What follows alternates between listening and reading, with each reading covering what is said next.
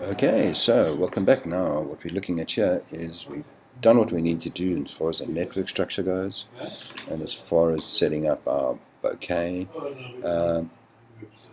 I want to go now as a user, Kenny, and I want to go and ingest some content and use this network to publish content. So I'm going to just log in. Right, okay, so we're in.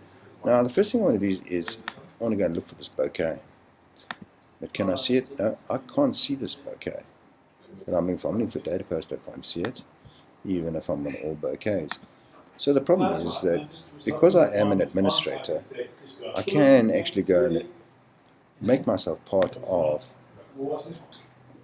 the network admins group. So I'm going to just do that quickly. So I go to system groups, and I go and look for network. There's network admin. I right click, I look at the group users, and you'll see there are no other users there. So I'm going to take myself and attach myself to that group. Now, once I've done that, if I go and have a look again at bouquets, boom, I am going to be able to see data post. So what I'm going to do is just make sure I'm on my clipboard here. I'm going to drag the data post bouquet onto that for easy access. Okay, I'm going to close all of these. I can just double click on this to open it. There are the screens. I have access to them. I can double check if I have the rights to actually use them by seeing if everything opens. Good. So I'm good. I've now become part of that group and I can start working with this. I'm going to leave this piece of animation, but what we need to do is we need to bring in some images. I'm going to use images just to make it work a little quicker and make it quite clear what we're doing. So the first thing I've got to do is got to go to my folder, and I have to go and upload. So this requires Silverlight, by the way. I'm going to go and select some files. So I've got them in pictures, and work images, attribute slides. There they are. Those are the ones I want to open. There they are. Now I'm going to upload them onto the server. After that, we'll be able to log in. Okay, so we can see now that everything's been uploaded. It's finished. I'm going to go to Explorer. It will present those images to me, and I'm now going to go and log them. So I'll just select one and say log selected. Now what you'll see here is it's going to bring up many options for the user. The one that we want to use is the images DP. This is the one that we created earlier, and this will give us all of the metadata fields that we require. We can see over here, so this is the Gauteng. Little tip, if you roll over the attached file, it gives you a little preview. Okay, so let's just go ahead and call this Gauteng slide. Image type. We could go and add, and we know that this is a PNG, so let's say PNG. Select field, and we're going to make it public and save. Go to the drop down, PNG, content category. What is this going to be? So we could just call this a background. We find content nature. What is it? Advertising, input, red, junk. I'm going to add another field here and say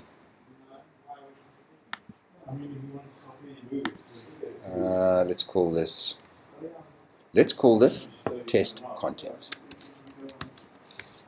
Okay, save. Test content, select that, language, English South Africa. Okay, comments, attribute tests. Good. What province are we going to make this for? Well, it's Gauteng, so we'll select Gauteng. Region, Johannesburg. Town, Randburg. Suburb, Lagari, branch. We don't have one. Let's add data post.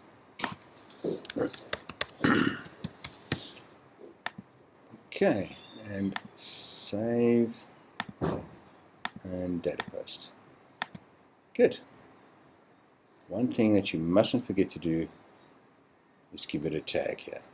So we're going to say that this is a graphic master. Okay, all done. Save.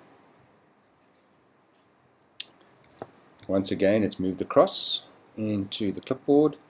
I'm going to refresh over here and you will notice that it has disappeared. So I'm going to pause it at this moment and I'm going to do the same for these two clips. Okay, I've finished the ingest. You can see they're all in my clipboard over here. I'm going to close the user folder. There are the files. But I want to show you a trick here. What I want to do is I want to create a query.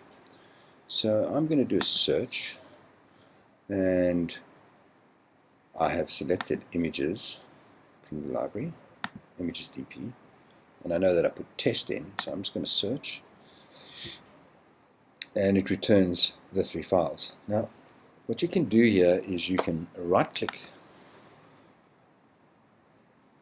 on the entry, and what you can do with the result is save it as a query. So I'm going to do that. I'm going to get a query attribute test and images. All right, I'm going to save that.